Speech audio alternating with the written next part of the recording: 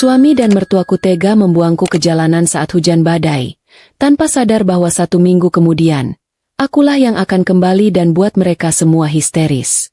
Sebelum kita mulai lebih lanjut, yuk, tekan tombol suka, serta tombol subscribe agar tidak ketinggalan kisah menarik lainnya. Dan jangan lupa absen asal kota Bapak Ibu di kolom komentar. Semoga rezeki kita semua dilancarkan, kesehatan kita diberkahi, dan keluarga kita selalu harmonis dalam lindungannya. Amin.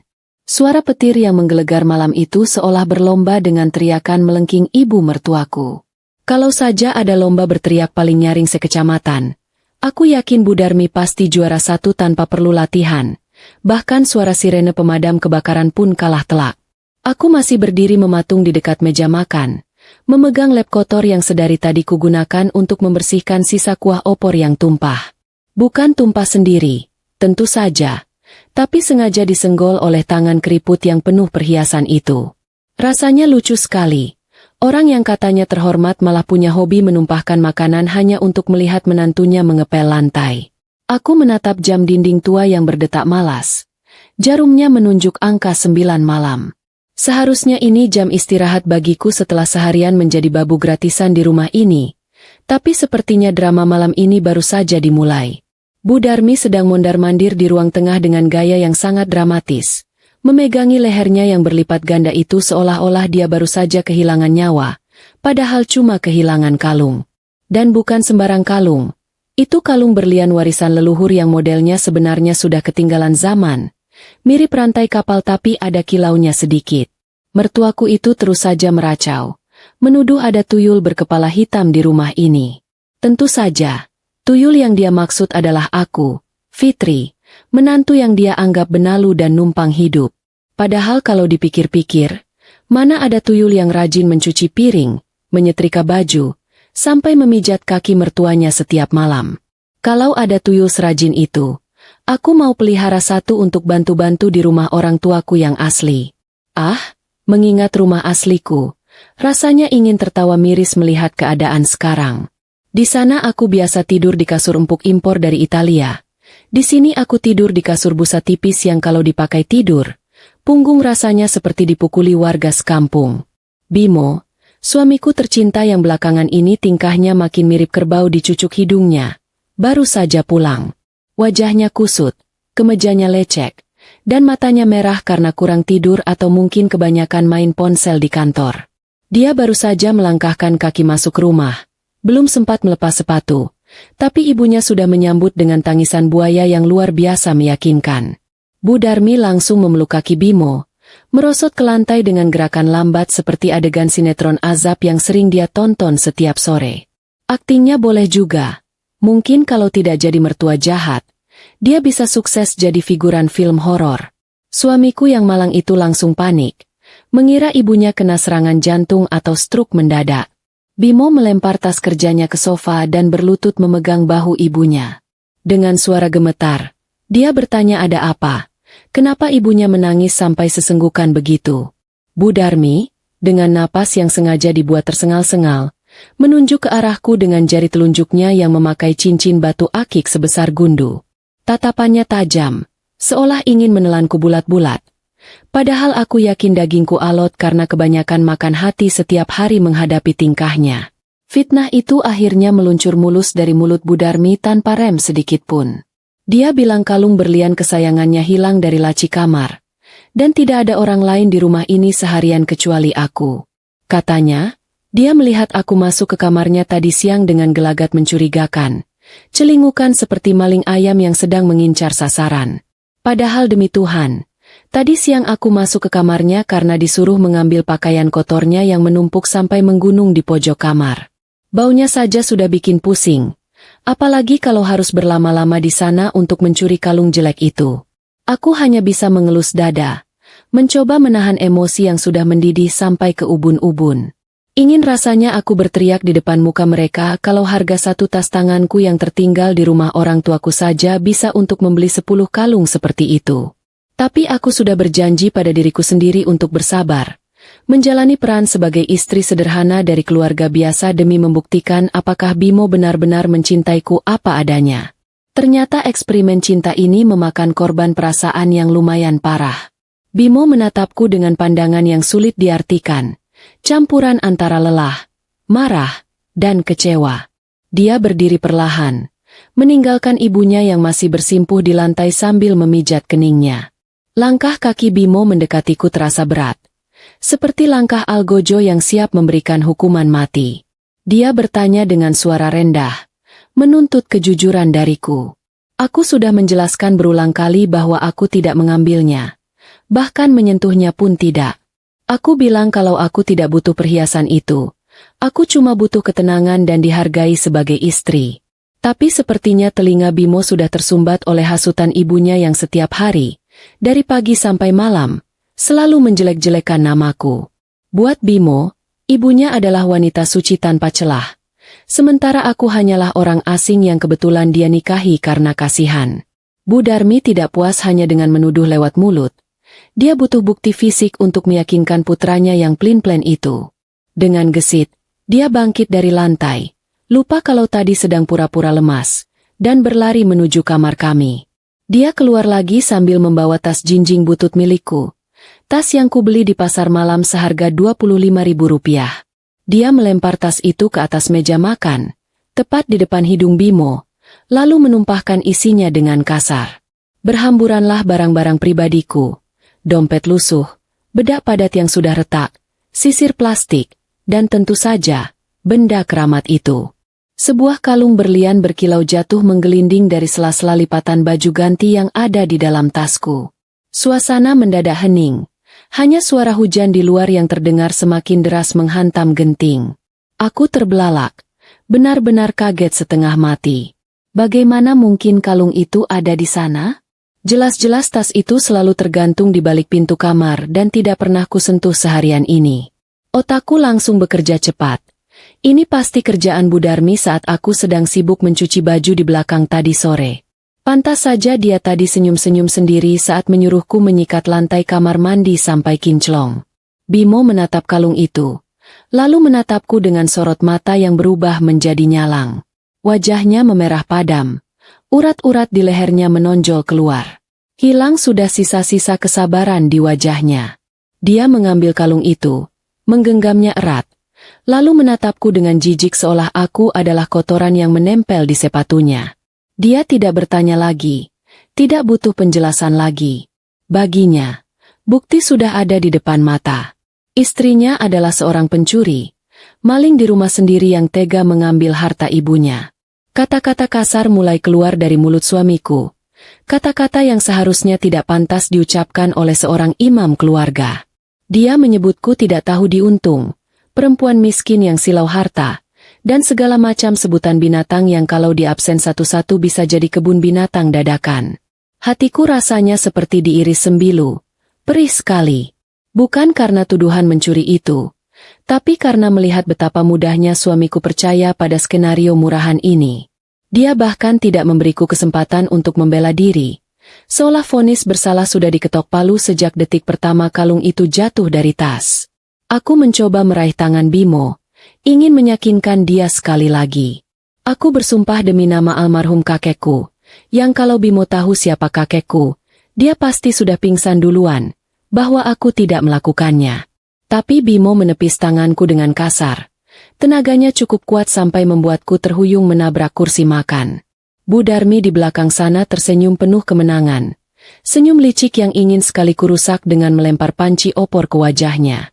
Dia berhasil. Rencananya sukses besar. Dia memang sudah lama ingin menyingkirkanku agar Bimo bisa menikah lagi dengan anak juragan beras di kampung sebelah yang katanya lebih kaya. Malam semakin larut dan drama ini mencapai puncaknya. Bimo menarik lenganku dengan kasar, menyeretku menuju pintu depan. Cengkeramannya menyakitkan, meninggalkan bekas merah di kulitku. Aku memberontak, memohon agar dia tidak melakukan ini. Di luar hujan badai, angin kencang bisa merobohkan pohon pisang. Masa dia tega membuang istrinya sendiri ke tengah cuaca seganas ini? Tapi hati Bimo sudah membatu. Tertutup rapat oleh amarah dan hasutan ibunya. Dia membuka pintu utama lebar-lebar, membiarkan tempias air hujan membasahi lantai teras. Tubuhku didorong kuat hingga aku jatuh tersungkur ke tanah halaman yang becek berlumpur. Dinginnya air hujan langsung menusuk tulang, membuat gigiku gemeretak. Bajuku basah kuyup dalam hitungan detik, bercampur dengan lumpur kotor. Aku mendongak, menatap Bimo yang berdiri di ambang pintu, kering dan hangat di bawah naungan atap rumah. Di sebelahnya, Bu Darmi berdiri sambil berkacak pinggang. Wajahnya puas sekali melihatku menderita seperti tikus got yang kehujanan. Dia bahkan sempat-sempatnya membenarkan letak sanggulnya yang miring, seolah penampilan tetap nomor satu walau sedang mengusir orang. Bimo berteriak mengalahkan suara guntur. Suaranya serak penuh kebencian. Dia mengusirku pergi, menyuruhku jangan pernah menampakkan batang hidungku lagi di rumah ini. Katanya, dia jijik punya istri tangan panjang. Dia mengancam akan memanggil polisi kalau aku masih berkeliaran di sekitar sini besok pagi. Kalimat terakhirnya benar-benar menampar logikaku. Dia bilang aku pantas hidup di jalanan sesuai dengan asal-usulku yang tidak jelas. Wah, kalau saja dia tahu asal-usulku yang sebenarnya, mungkin dia akan sujud minta ampun sampai jidatnya benjol. Pintu kayu jati itu dibanting keras tepat di depan wajahku. Diikuti suara kunci yang diputar 2 kali. Bunyi. Klik. Dari kunci itu terdengar seperti lonceng kematian bagi pernikahanku yang baru seumur jagung ini. Aku ditinggalkan sendirian di tengah kegelapan malam, ditemani dingin yang menggigit dan rasa sakit hati yang membakar dada. Tidak ada tetangga yang keluar. Mungkin suara hujan meredam keributan kami, atau mereka memang malas ikut campur urusan keluarga Bu Darmi yang terkenal judes seantero kampung. Perlahan aku bangkit berdiri, membersihkan lumpur yang menempel di wajahku dengan tangan yang gemetar. Air mata bercampur air hujan mengalir deras di pipiku. Sakit. Rasanya sakit sekali diperlakukan seperti sampah oleh orang yang paling kita cintai. Tapi anehnya, di balik rasa sakit itu, tiba-tiba muncul perasaan lain. Rasa lega. Ya, aku merasa lega karena sandiwara panjang ini akhirnya berakhir. Aku tidak perlu lagi berpura-pura menjadi upik abu. Tidak perlu lagi menahan diri melihat tingkah pola mertua yang gila hormat itu. Aku menatap pintu tertutup itu untuk terakhir kalinya. Dalam hati aku berjanji, air mata yang jatuh malam ini adalah air mata terakhir yang kukeluarkan untuk Bimo. Tidak akan ada lagi Fitri yang lemah, Fitri yang penurut, atau Fitri yang bodoh. Malam ini, di bawah guyuran hujan yang seolah membersihkan semua kepalsuan, Fitri yang asli telah kembali. Aku membalikan badan, melangkah menjauh dari rumah neraka itu. Langkahku tertatih namun pasti, menuju jalan raya di ujung gang. Di saku celanaku yang basah, jari-jariku menyentuh sebuah ponsel kecil yang selama ini kusembunyikan. Ponsel yang tidak pernah diketahui keberadaannya oleh Bimo maupun ibunya. Aku menekannya, layarnya menyala menampilkan 1 nama kontak darurat, Pak Tejo. Sudah saatnya pengacara setia keluargaku itu bekerja. Mereka pikir mereka telah membuang sampah, padahal mereka baru saja membuang berlian yang sesungguhnya demi mempertahankan batu kerikil. Dan satu hal yang pasti, berlian ini akan kembali, bukan untuk menghiasi leher mereka, tapi untuk menggores kaca kehidupan mereka sampai hancur berkeping-keping. Sambil berjalan menembus hujan, aku mulai membayangkan wajah Bu Darmi dan Bimo seminggu lagi. Memikirkannya saja sudah membuatku ingin tersenyum, walau bibirku biru kedinginan. Tunggu saja, Bimo. Tunggu saja, ibu mertuaku sayang. Kalian baru saja membangunkan harimau yang sedang tidur siang. Dan harimau ini bangun dengan perut lapar, siap memangsa siapa saja yang telah mengganggunya. Hujan semakin deras, tapi tekadku justru semakin membara. Permainan baru saja dimulai, dan kali ini, akulah yang memegang kendali penuh. Lumpur pekat setinggi mata kaki ini rasanya seperti lem perekat yang menahan setiap langkahku untuk menjauh dari rumah terkutuk itu. Sandal jepit karet yang kupakai, sandal diskonan yang warnanya sudah pudar sebelah, akhirnya menyerah pada nasib. Tali jepitnya putus begitu saja saat aku melangkah melewati lubang jalan yang tertutup genangan air keruh. Bagus sekali.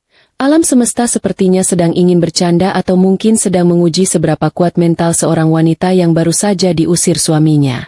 Aku menendang sisa sandal itu ke semak-semak dengan kesal. Persetan dengan alas kaki, Aku akan berjalan telanjang kaki layaknya pendekar yang baru turun gunung. Bedanya pendekar ini sedang kedinginan dan ingusnya mulai meler. Jalanan desa ini sepi sekali. Hanya diterangi lampu jalan remang-remang yang kedip-kedip seperti nyawa lampu itu sudah di ujung tanduk. Sesekali ada katak melompat menyeberang jalan. Mungkin mengejekku yang basah kuyup sementara mereka menikmati pesta air ini. Aku terus berjalan menuju pos ronda tua di ujung jalan utama desa. Tempat yang sudah kusepakati dengan Pak Tejo lewat pesan singkat tadi. Jaraknya lumayan jauh, sekitar 500 meter. Tapi amarah di dadaku seolah menjadi bahan bakar roket yang membuat kakiku tidak merasakan lelah sedikit pun. Dinginnya angin malam yang menusuk tulang rusuk kalah telak dengan panasnya api dendam yang mulai membakar hatiku. Sebuah sorot lampu mobil yang sangat terang tiba-tiba membelah kegelapan dari arah berlawanan. Membuatku harus menyipitkan mata dan mengangkat tangan untuk menghalau silau. Mobil itu melaju pelan. Bannya melindas jalanan berlubang dengan sangat halus. Seolah lubang-lubang itu takut merusak suspensi mahalnya. Itu bukan mobil biasa yang sering lewat sini seperti truk pengangkut pasir atau mobil bak terbuka pengangkut sayur. Itu adalah sedan hitam panjang yang mengkilap. Begitu bersih sampai-sampai air hujan yang jatuh ke bodinya langsung meluncur turun tanpa berani meninggalkan noda. Kontras sekali dengan pemandangan sekitar yang penuh lumpur dan sampah plastik. Mobil itu berhenti tepat di depanku. Mesinnya berdengung sangat halus nyaris tak terdengar. Beda jauh dengan motor butut Bimo yang suaranya seperti kaleng rombeng diseret aspal. Pintu pengemudi terbuka. Dan keluarlah sosok pria parubaya dengan setelan jas hitam rapi sambil membawa payung besar berwarna hitam. Pak Tejo, orang kepercayaan ayahku sejak aku masih balita, berlari kecil menghampiriku. Wajahnya yang biasanya tenang dan berwibawa kini terlihat panik bukan main. Matanya membelalak melihat kondisi nona mudanya yang lebih mirip korban bencana alam daripada pewaris tunggal perusahaan raksasa. Pak Tejo langsung memayungiku. Seolah takut setetes air hujan lagi akan melukai kulitku. Dia geleng-geleng kepala. Wajahnya memerah menahan marah melihat keadaanku yang berantakan, tanpa alas kaki, dan menggigil hebat. Tanpa banyak bicara, dia membuka pintu penumpang belakang. Hawa hangat dari pendingin udara mobil langsung menyapa kulitku. Aroma pengharum mobil wangi kayu cendana yang mewah dan familiar langsung membuat hidungku mengenali rumah. Aku masuk ke dalam. Dan rasanya punggungku berterima kasih sampai ingin sujud syukur saat menyentuh jok kulit asli yang empuknya luar biasa. Rasanya jauh lebih nyaman daripada pelukan Bimo yang palsu itu. Pintu ditutup rapat, dan seketika suara bising hujan deras di luar sana lenyap, digantikan oleh kesunyian yang menenangkan. Pak Tejo masuk kembali ke kursi pengemudi, lalu dengan sigap menyerahkan handuk tebal dan lembut yang sudah disiapkannya. Dia juga menyerahkan botol air mineral yang harganya mungkin lebih mahal dari uang belanja harianku yang diberikan Bimo. Aku mengeringkan rambut dan wajahku kasar, menghapus sisa-sisa air mata dan air hujan yang bercampur menjadi satu. Cukup sudah drama menangis-nangisnya. Air mataku terlalu mahal untuk dibuang demi laki-laki yang lebih percaya pada ibunya yang manipulatif daripada istrinya sendiri. Pak Tejo melirikku dari kaca spion tengah. Tatapannya penuh rasa prihatin sekaligus hormat. Dia bertanya dengan suara pelan namun tegas. Apakah sandiwara ini sudah selesai atau aku masih ingin bermain rumah-rumahan dengan keluarga yang tidak tahu diuntung itu? Pertanyaannya sederhana, tapi jawabannya sudah jelas terpampang di wajahku. Aku melempar handuk basah itu ke kursi sebelah, lalu bersandar sambil memejamkan mata sejenak. Aku bilang padanya kalau permainan sudah selesai. Eksperimen cinta tulus yang kucari ternyata gagal total. Bimo tidak lulus ujian, nilainya 0 besar, bahkan minus kalau bisa. Dulu, aku nekat menyamar menjadi gadis desa yatim piatu yang sederhana hanya karena satu alasan klise. Aku ingin dicintai karena diriku sendiri, bukan karena harta ayahku. Aku bosan didekati pria-pria parlente yang matanya langsung hijau kalau melihat saldo rekening atau koleksi mobil di garasi ayah. Ketika bertemu Bimo, aku pikir dia berbeda. Dia terlihat sederhana, pekerja keras, dan sayang keluarga. Ternyata aku salah besar. Sifat sayang keluarganya itu bukan tanda bakti, tapi tanda kalau dia tidak punya tulang punggung sendiri. Dia cuma boneka hidup yang tali kendalinya dipegang erat oleh Bu Darmi. Mobil mulai melaju pelan meninggalkan desa yang sudah memberiku kenangan pahit selama 3 tahun terakhir. Aku menatap keluar jendela kaca film gelap, melihat rumah-rumah warga yang tertutup rapat. Selamat tinggal kehidupan menyedihkan. Selamat tinggal antrean beli gas melon. Selamat tinggal menawar sayur kangkung sampai urat leher tegang. Mulai malam ini, Fitri si Upik Abu sudah mati. Yang ada di dalam mobil ini adalah Fitriana, putri tunggal pemilik jaringan hotel dan properti terbesar di provinsi ini. Identitas yang selama ini kubur dalam-dalam di bawah tumpukan daster lusuh dan cucian kotor. Aku meminta Pak Tejo untuk tidak langsung membawaku pulang ke rumah ayah. Aku belum siap mendengar ceramah ayah yang pasti akan bilang, "Tuh kan, apa ayah bilang dulu?" Ayah sejak awal memang tidak setuju aku menikah dengan Bimo. Katanya wajah Bimo itu wajah-wajah orang yang tidak punya pendirian. Tipe lalang yang kena angin sedikit langsung goyang. Ternyata firasat orang tua memang jarang meleset. Aku meminta Pak Tejo membawaku ke salah satu unit apartemen pribadi milikku di pusat kota. Tempat yang bahkan ayah jarang kunjungi. Aku butuh waktu untuk menyusun rencana, mendinginkan kepala, dan tentu saja merawat kulitku yang sudah kusam karena sabun batangan murah. Pak Tejo mengangguk patuh. Tangannya cekatan memutar kemudi. Dia lalu menyerahkan sebuah tablet tipis ke arah belakang. Katanya, selama seminggu terakhir dia sudah mengumpulkan data-data yang aku minta. Jaga-jaga kalau hari ini terjadi. Ternyata Pak Tejo jauh lebih siap daripada aku. Di layar tablet itu, terpampang data-data yang membuat senyum sinisku mengembang. Ada riwayat utang Bu Darmi di beberapa situs judi daring, ada bukti gadai barang-barang di rumah, dan yang paling mengejutkan, ada sertifikat tanah rumah Bimo yang ternyata diam-diam sudah digadaikan ibunya ke rentenir tanpa sepengetahuan Bimo. Luar biasa sekali ibu mertuaku itu. Di depan orang sok suci, di belakang ternyata ratu judi yang gali lubang tutup lubang. Pantas saja dia selalu uring-uringan kalau tidak punya uang. Rupanya dia sedang dikejar setoran bunga rentenir. Dan sekarang, setelah berhasil mengusirku, dia pasti berpikir bisa menguasai harta Bimo sepenuhnya atau menjual sisa barang yang ada di rumah. Kasihan sekali Bimo, dia baru saja mengusir satu-satunya orang yang bisa menyelamatkannya dari kebangkrutan, dan malah memeluk erat orang yang akan menenggelamkannya ke dasar lumpur utang. Aku meletakkan tablet itu di pangkuan. Rencanaku mulai tersusun rapi di kepala, seperti kepingan pasel yang menemukan tempatnya. Aku tidak akan langsung membalas besok. Itu terlalu cepat, terlalu baik. Biarkan mereka menikmati kemenangan, semu ini selama seminggu. Biarkan Bu Darmi merasa di atas angin, biarkan dia menjual kalung berlian palsu itu. Oh ya, kalung yang dia tuduhkan aku curi itu sebenarnya barang imitasi yang kutahu dia beli di pasar loak untuk gaya-gayaan. Biarkan dia malu sendiri saat tahu harganya tidak seberapa. Aku bilang pada Pak Tejo untuk menyiapkan tim pengacara terbaik kita, tim audit, dan beberapa orang berbadan besar untuk pengamanan. Kita akan kembali ke rumah itu tepat 7 hari lagi. Bukan sebagai istri yang memohon rujuk, tapi sebagai pemilik sah yang akan menagih hak. Ya, rumah yang ditempati Bimo dan ibunya itu sebenarnya sudah kubeli lunas 3 tahun lalu menggunakan nama samaran, dan secara hukum, sertifikatnya ada di brankas bank atasku. Bimo hanya numpang, dan dia tidak sadar sudah menandatangani surat perjanjian pranikah yang sangat kuat karena dia terlalu malas membaca dokumen tebal yang kusodorkan dulu. Mobil sedan mewah ini meluncur mulus memasuki jalan tol, meninggalkan hujan dan kegelapan desa di belakang. Lampu-lampu kota mulai terlihat berkelap-kelip di kejauhan, menyambut kembalinya sang ratu ke singgasananya. Aku menyandarkan kepala, membayangkan wajah Bu Darmi saat aku datang nanti. Pasti matanya akan melolot sampai mau keluar, dan mulutnya akan menganga lebar seperti ikan mas koki minta makan. Ah, sabar Fitri, sabar.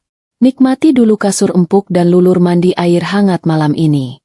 Seminggu lagi, kita akan buat pertunjukan yang lebih seru daripada sinetron favorit Bu Darmi. Dendam terbaik adalah dendam yang disajikan dingin, elegan, dan berkekuatan hukum tetap. Aroma pengharum mobil wangi cendana ini perlahan mulai kalah oleh bau apek dari bajuku sendiri. Rasanya lucu sekaligus menyedihkan. Duduk di kursi penumpang yang harganya bisa buat beli 2 rumah petak. Tapi bau badanku lebih mirip tumpukan kain pel basah yang lupa dijemur seminggu. Aku melirik Pak Tejo yang masih fokus menyetir dengan wajah datar. Tapi hidungnya sesekali kembang kempis. Aku yakin dia sedang menahan napas atau mungkin sedang berdoa supaya bau lumpur sawah yang menempel di tubuhku tidak meresap permanen ke jok kulit buatan Jerman kesayangannya ini. Perjalanan menuju pusat kota terasa sangat singkat. Jauh lebih singkat daripada saat aku harus mendengarkan omelan Bu Darmi soal harga cabai yang naik 500 perak. Gedung apartemen pribadiku sudah terlihat menjulang tinggi di depan sana, berdiri angkuh dengan lampu-lampu mewahnya. Kontras sekali dengan gubuk derita yang baru saja kutinggalkan. Ini adalah tempat persembunyianku. Benteng rahasiaku yang bahkan ayahku sendiri jarang menengoknya karena dia tahu aku butuh ruang privasi. Saat mobil Pak Tejo berbelok masuk ke lobi utama yang lantainya marmer mengkilap, 2 orang satpam berseragam rapi langsung sigap memberi hormat. Namun, hormat mereka mendadak berubah jadi tatapan horor saat pintu belakang terbuka dan aku melangkah keluar. Bayangkan saja. Dari mobil sedan mewah keluaran terbaru, yang keluar bukan putri raja atau artis ibu kota, melainkan wanita gembel dengan rambut lepek, baju penuh noda tanah, dan tentu saja, nyeker alias tidak pakai alas kaki. Salah satu satpam yang kumisnya tebal hampir saja mencabut pentungan di pinggangnya. Mungkin dia mengira aku orang gila yang menyusup masuk atau gelandangan yang nekat mau numpang tidur di lobi. Maaf, Bu, dilarang ngamen di sini. Satpam itu baru mau menegur. Tapi kalimatnya terpotong saat Pak Tejo keluar dari pintu pengemudi dengan wajah garang. Buka pintu liftnya. Sekarang, perintah Pak Tejo dengan suara baritonnya yang tidak bisa dibantah. Aura Pak Tejo memang beda. Dia punya wibawa yang bisa membuat orang merasa bersalah padahal belum tentu salah. Satpam itu langsung kicep. Buru-buru menunduk dan membukakan pintu kaca lobi sambil komat kamit minta maaf. Aku berjalan melewati mereka dengan kepala tegak. Meskipun jejak kaki berlumpurku tertinggal jelas di lantai marmer putih itu. Biar saja, toh aku bayar biaya perawatan gedung ini mahal sekali setiap bulan. Anggap saja aku sedang memberi pekerjaan tambahan buat petugas kebersihan besok pagi. Masuk ke dalam unit apartemenku di lantai 20. Rasanya seperti masuk ke dunia lain. Hening, dingin, dan wangi. Tidak ada suara piring pecah. Tidak ada suara televisi yang menyiarkan sinetron azab dengan volume maksimal, dan yang paling penting, tidak ada suara lengkingan Bu Darmi yang memanggilku, "Heh, Babu." Aku menjatuhkan tubuhku ke sofa bludru berwarna abu-abu di ruang tengah. Debu tipis beterbangan sedikit karena sudah lama tidak diduduki. Tapi bagiku ini adalah debu surga. Nona mau makan apa? Nasi goreng kambing langganan atau sate ayam depan simpang? Tanya Pak Tejo yang sudah berdiri di dekat pintu dapur bersih. Dia tahu persis kalau majikannya ini kalau sedang stres atau sedih. Obatnya cuma satu, makan enak pakai banyak kecap. Sate ayam, Pak. Lontongnya 2 porsi, bumbunya dipisah. Jangan pakai bawang goreng. Jawabku cepat. Perutku langsung berbunyi nyaring menyetujui pesanan itu. Tidak tahu malu memang. Setelah Pak Tejo pamit sebentar untuk membelikan makanan, aku menyeret langkahku menuju kamar mandi. Inilah saatnya ritual pembersihan diri. Aku menyalakan keran air hangat, membiarkan uap panas memenuhi ruangan kaca itu. Saat aku melihat pantulan diriku di cermin besar di atas wastafel, aku nyaris tidak mengenali wanita yang balik menatapku itu. Matanya bengkak, bibirnya pucat, dan ada goresan luka kecil di pipi akibat terantuk pintu saat didorong Bimo tadi. Menyedihkan. Benar-benar menyedihkan. Aku melepas pakaianku yang sudah tidak berbentuk itu dan melemparnya ke tempat sampah. Aku tidak akan mencucinya. Aku tidak mau melihat baju itu lagi. Biarlah baju itu berakhir di tempat pembuangan akhir. Sama seperti kenangan hidupku bersama Bimo. Saat air hangat mengguyur tubuhku, rasanya seolah-olah semua daki kemiskinan dan penderitaan selama 3 tahun ini luntur terbawa air menuju saluran pembuangan.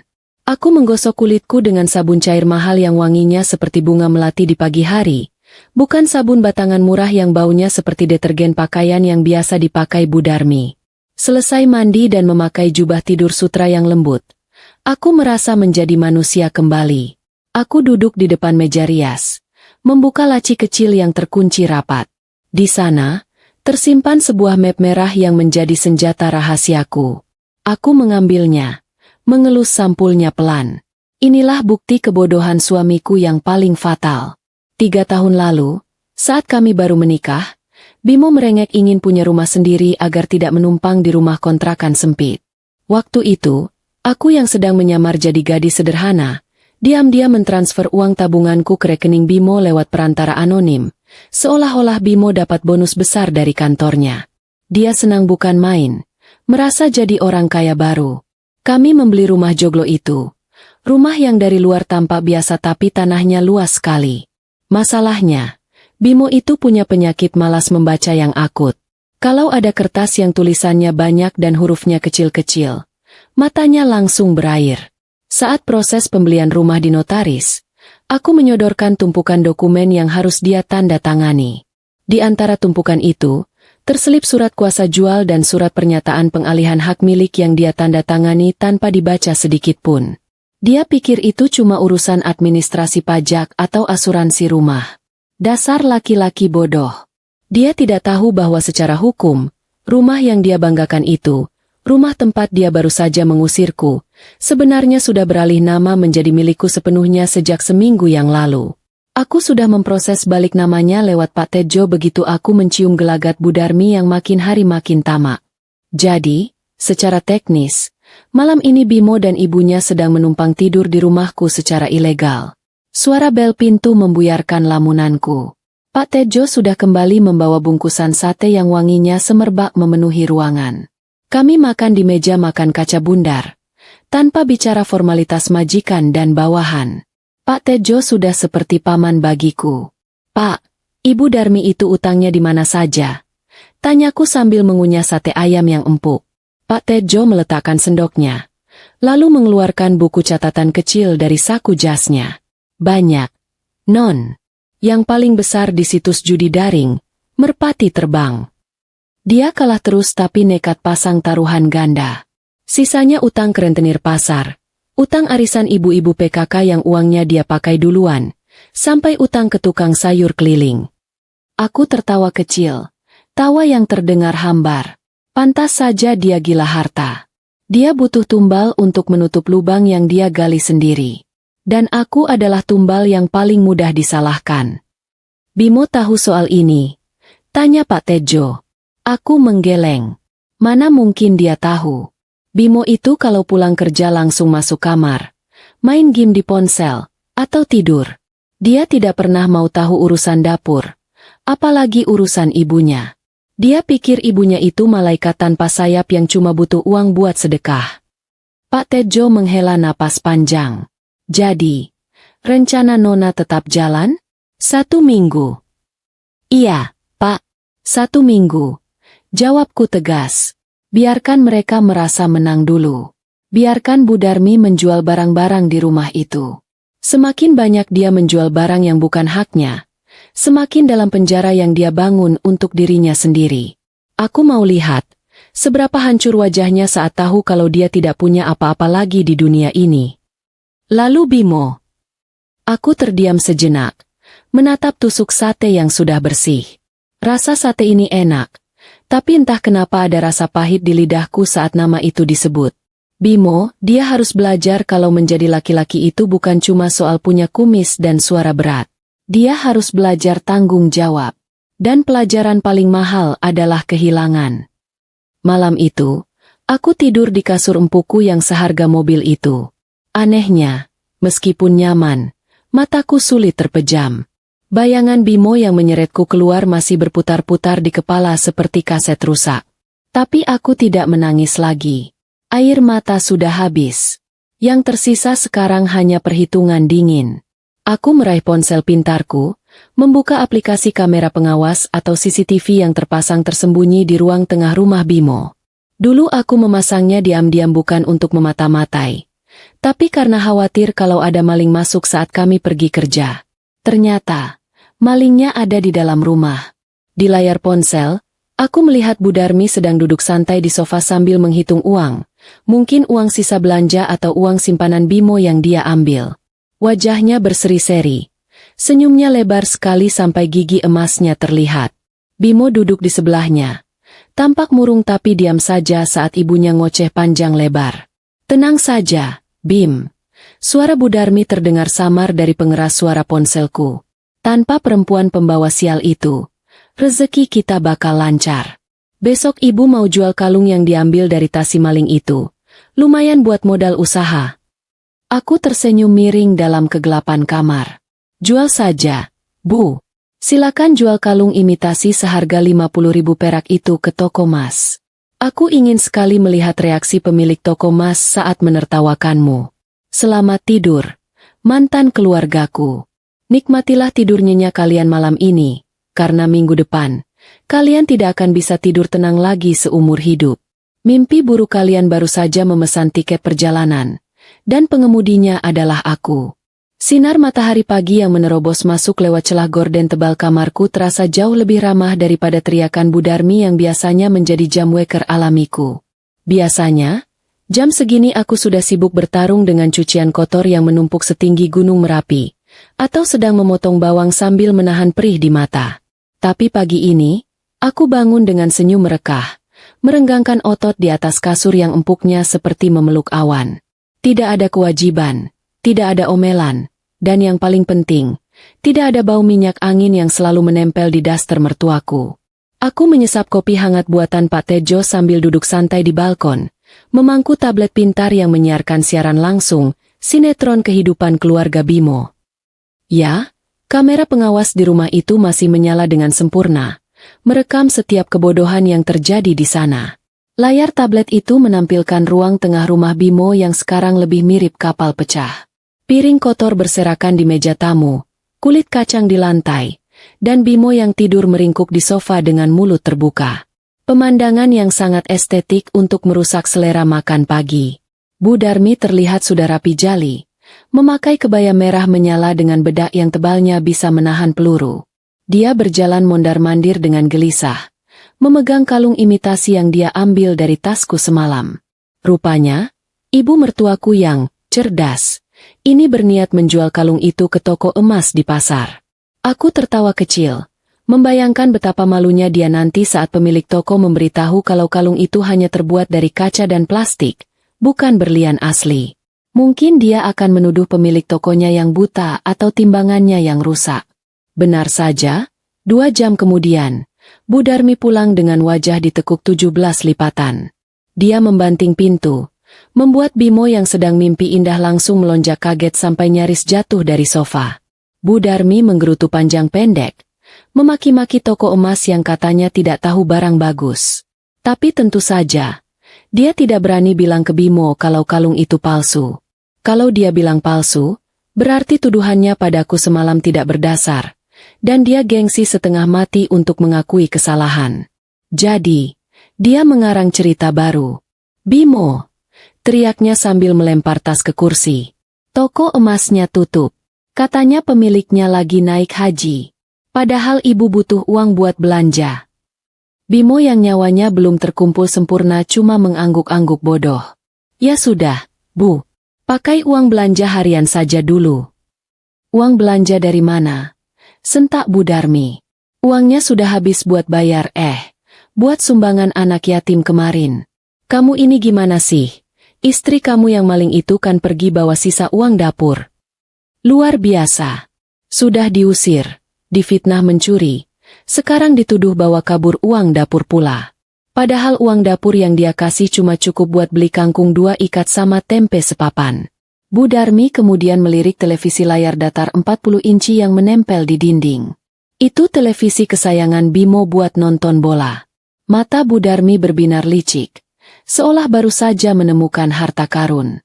Sore harinya, saat Bimo belum pulang kerja, sebuah mobil bak terbuka datang.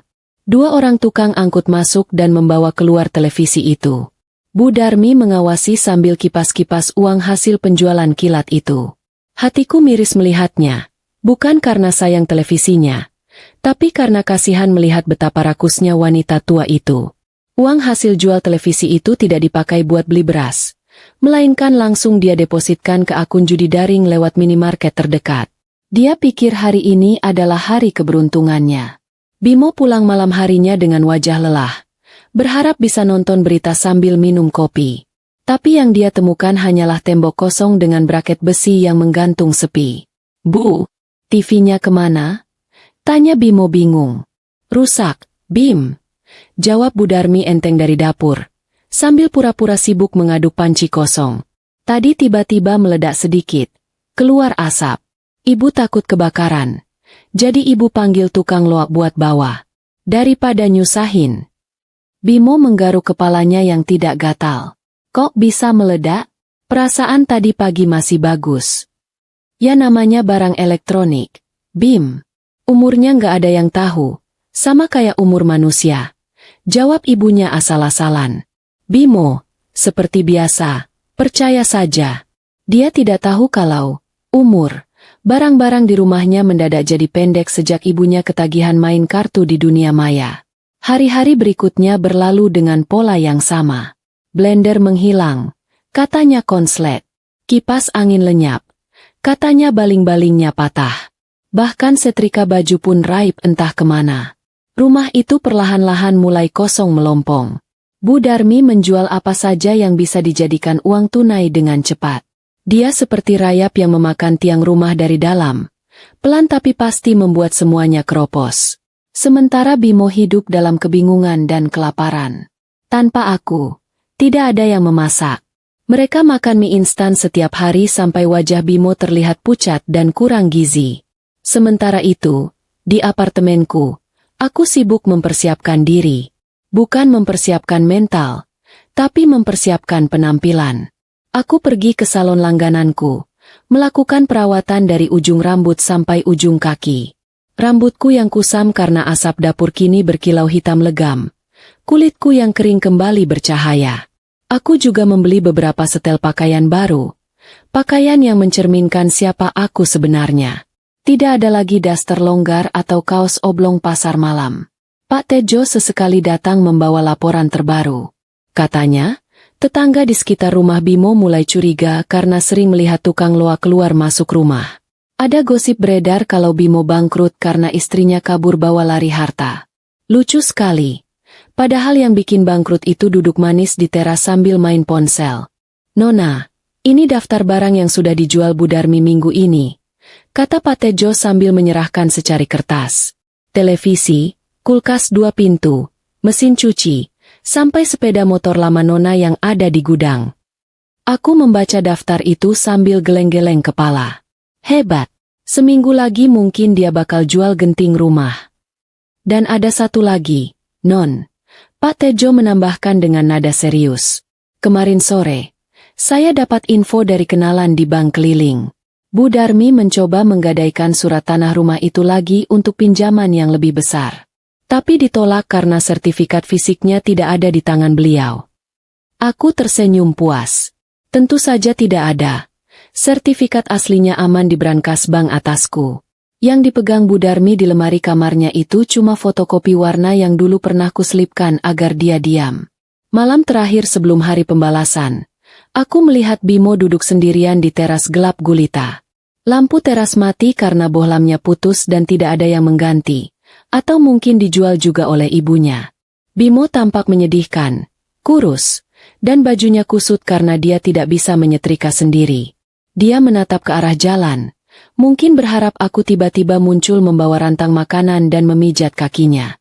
Maaf saja, Mas Bimo, pri penolongmu sudah pensiun dini. Dia mengeluarkan ponselnya, mencoba menelepon nomor lamaku. Ponsel yang kutekan di saku celana bergetar. Tapi aku biarkan saja. Aku tidak akan mengangkatnya. Biarkan rindu dan penyesalan itu menumpuk di dadanya sampai sesak. Besok, aku akan datang bukan untuk mengobati kerinduannya, tapi untuk memberikan obat kuat yang akan membuat jantung mereka berdebar lebih kencang dari sebelumnya. Aku menutup gorden balkon, mematikan tablet, dan memandang pantulan diriku di cermin. Fitri yang lemah lembut sudah tidak ada. Besok, mereka akan menyambut Fitriana, sang pemilik sah yang akan menagih sewa atas penderitaan yang telah mereka berikan. Tidur yang nyenyak. Bimo, nikmati malam terakhirmu sebagai tuan rumah, karena besok, kau hanya akan jadi tamu yang tak diundang di rumahmu sendiri. Matahari pagi ini bersinar sangat terik, seolah-olah alam semesta sengaja menyalakan lampu sorot paling terang untuk panggung pertunjukanku. Hari ini adalah hari ke-7. Hari yang kutandai dengan tinta merah tebal di kalender, Dan mungkin bagi Bimo serta ibunya, ini akan menjadi hari Jumat keramat yang tak akan pernah mereka lupakan seumur hidup. Aku berdiri di depan cermin besar, mematut diri sekali lagi. Tidak ada lagi daster kumal bau bawang. Tidak ada lagi rambut digulung karet gelang nasi bungkus. Hari ini, aku mengenakan setelan kebaya modern berwarna merah marun yang dijahit khusus oleh perancang busana langganan ibuku. Warnanya merah berani. Warna yang melambangkan keberanian sekaligus peringatan bahaya. Kain batiknya melilit pinggangku dengan sempurna, menampilkan siluet tubuh yang selama ini kusembunyikan di balik baju-baju longgar. Riasan wajahku tipis tapi tajam, dengan lipstik warna senada yang membuat senyumku terlihat mematikan. Aku memasang kacamata hitam lebar untuk menutupi tatapan mataku, bukan karena silau, tapi agar mereka tidak bisa membaca rencana jahat yang sedang berdansa di kepalaku. Nona, semua sudah siap di lobi. Suara Pak Tejo terdengar dari interkom.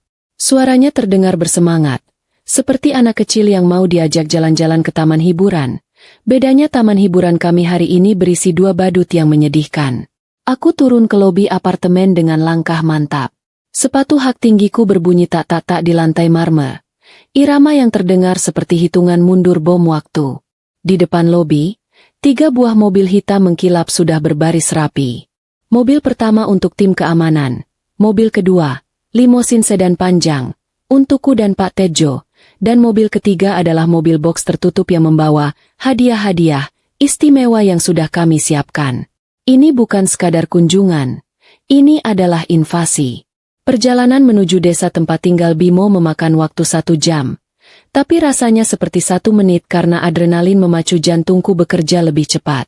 Saat iring-iringan mobil kami memasuki gapura desa yang catnya sudah mengelupas, suasana desa mendadak heboh.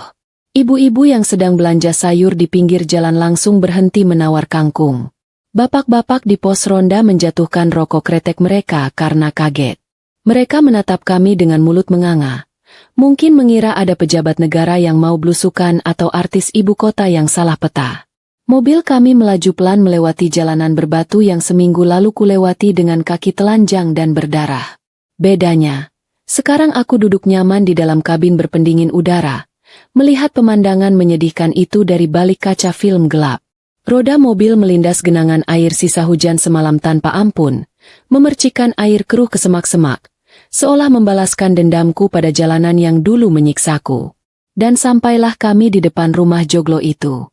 Rumah yang dulu kubanggakan sebagai sarang cinta, kini terlihat seperti rumah hantu yang gagal audisi film horor.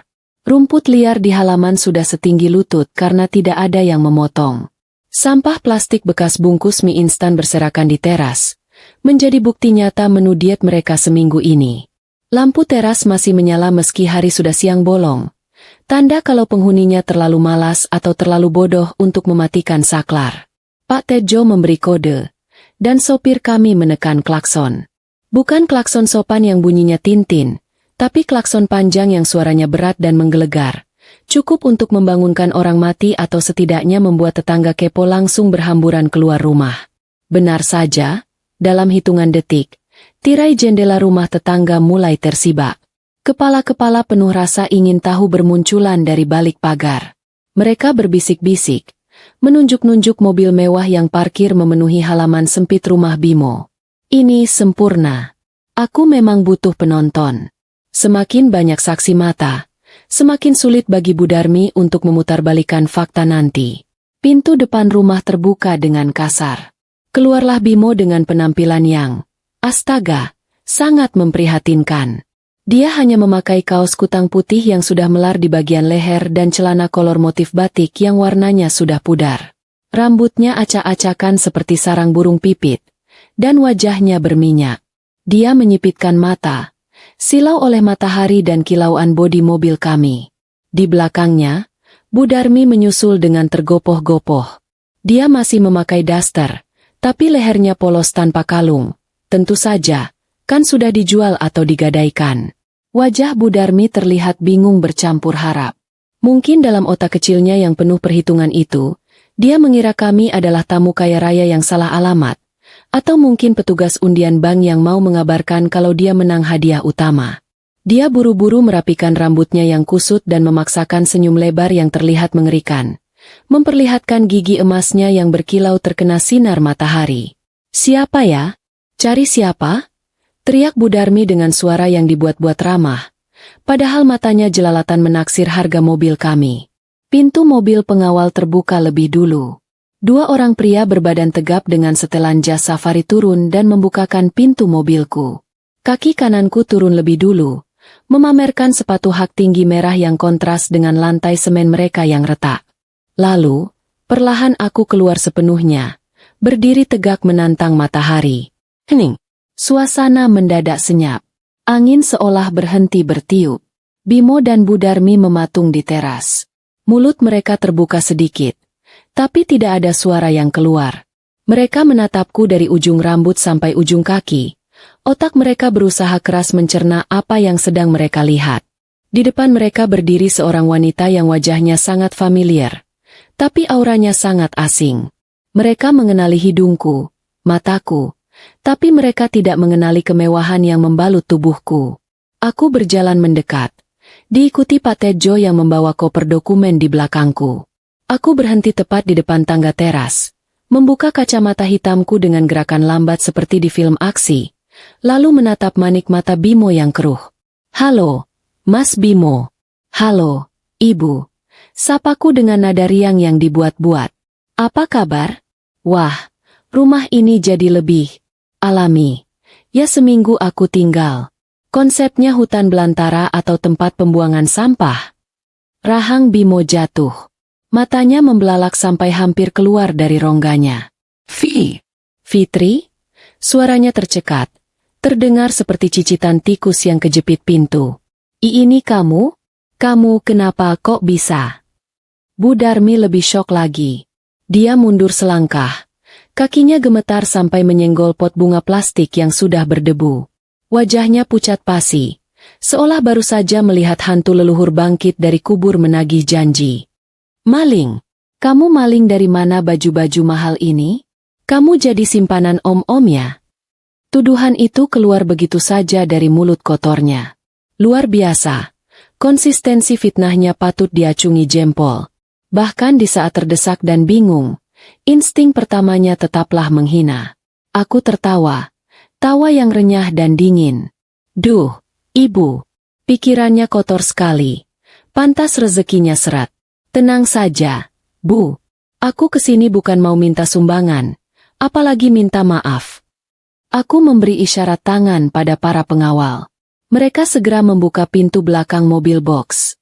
Beberapa pria berseragam mulai menurunkan kotak-kotak besar yang dibungkus pita merah cantik. Kotak-kotak itu terlihat mewah, menimbulkan bisik-bisik tetangga yang makin nyaring. "Itu apa?" tanya Bimo bodoh. Matanya tak lepas dari kotak-kotak itu. "Itu oleh-oleh, Mas. Hadiah spesial karena kalian sudah merawatku dengan sangat baik selama 3 tahun ini." Jawabku sambil tersenyum manis, senyum yang menyembunyikan taring tajam. "Ayo duduk dulu di kursi teras. Jangan berdiri terus. Nanti varises Ibu kambuh. Kita tonton sama-sama isi hadiahnya." Bimo menurut seperti kerbau dicucuk hidung. Dia duduk lemas di kursi rotan yang anyamannya sudah bolong. Bu Darmi masih berdiri kaku. Matanya liar menatapku dan Pak Tejo bergantian. Dia mulai sadar. Ada sesuatu yang sangat salah di sini.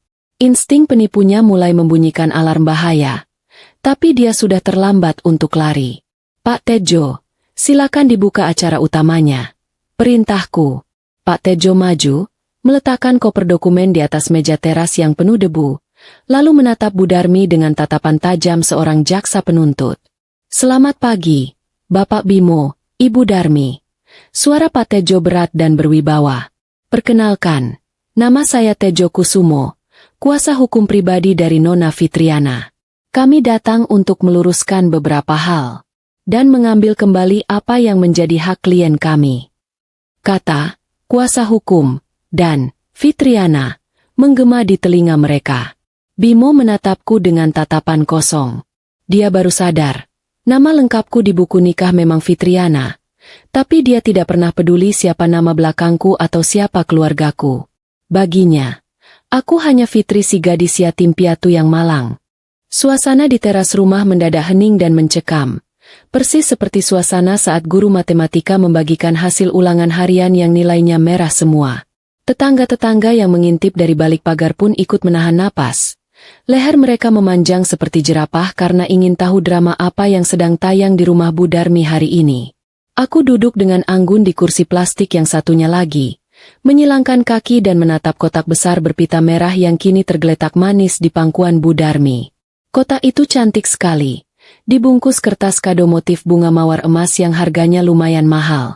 Kalau orang normal melihat kado sebagus itu, pasti matanya langsung berbinar membayangkan isinya coklat impor atau tas bermerek. Dan benar saja, mata Bu Darmi yang tadi penuh ketakutan kini mulai berkedip-kedip rakus. Sifat aslinya yang mata duitan memang sulit dihilangkan, ibarat noda tinta di baju putih, sekali kena susah hilang. Mungkin dia berpikir, meski aku datang dengan marah, aku tetap menantu bodoh yang membawakan uang pesangon atau emas batangan sebagai tanda damai. Buka saja, Bu. Tidak usah malu-malu. Kataku memecah keheningan. Nadaku lembut tapi menyiratkan perintah yang mutlak. Itu hadiah untuk kerja keras ibu yang sudah susah payah mengusirku minggu lalu. Tangan keriput Bu Darmi gemetar saat menarik ujung pita merah itu. Antara rasa takut dan rasa penasaran. Rasa penasarannya menang telak. Dia merobek kertas kado itu dengan kasar, tidak sabaran, persis seperti anak kecil yang berebut mainan. Bimo ikut menjulurkan lehernya. Matanya yang bengkak menatap kotak itu penuh harap. Siapa tahu isinya tumpukan uang tunai yang bisa dia pakai untuk beli rokok dan bayar utang ibunya yang menumpuk. Tutup kotak terbuka. Cahaya matahari menyinari isinya.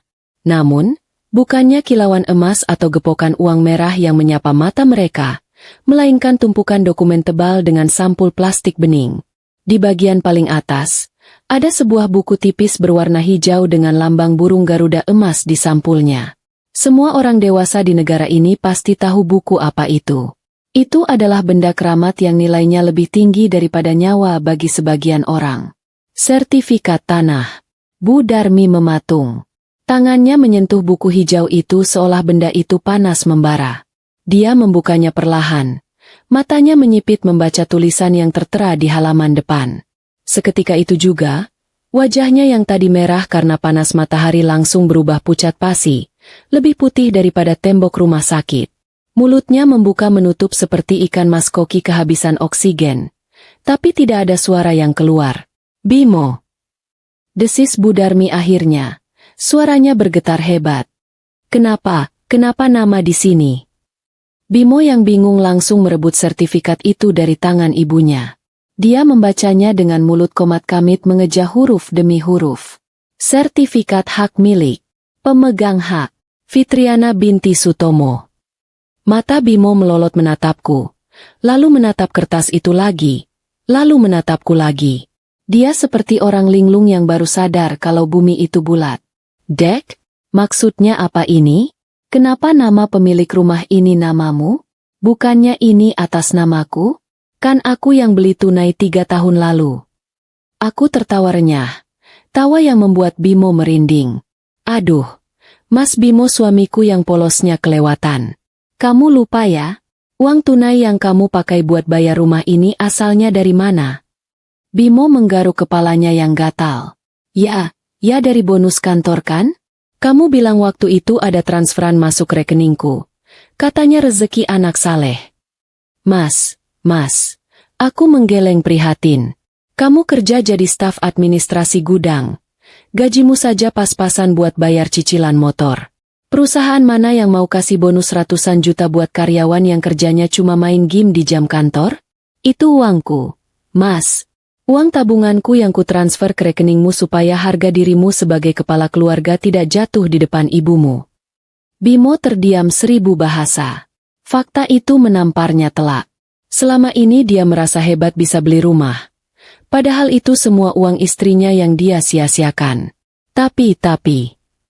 Bimo masih mencoba menyangkal. Otaknya yang lambat panas itu berusaha mencari alasan. Walaupun uangnya dari kamu, kan waktu beli pakai namaku. Aku tanda tangan di notaris. Kenapa sekarang sertifikatnya jadi namamu? Nah, ini bagian favoritku. Aku menatap Pak Tejo, memberinya kode untuk menjelaskan. Pak Tejo maju selangkah, membuka koper hitamnya dan mengeluarkan selembar kertas lain yang sudah dilaminating rapi.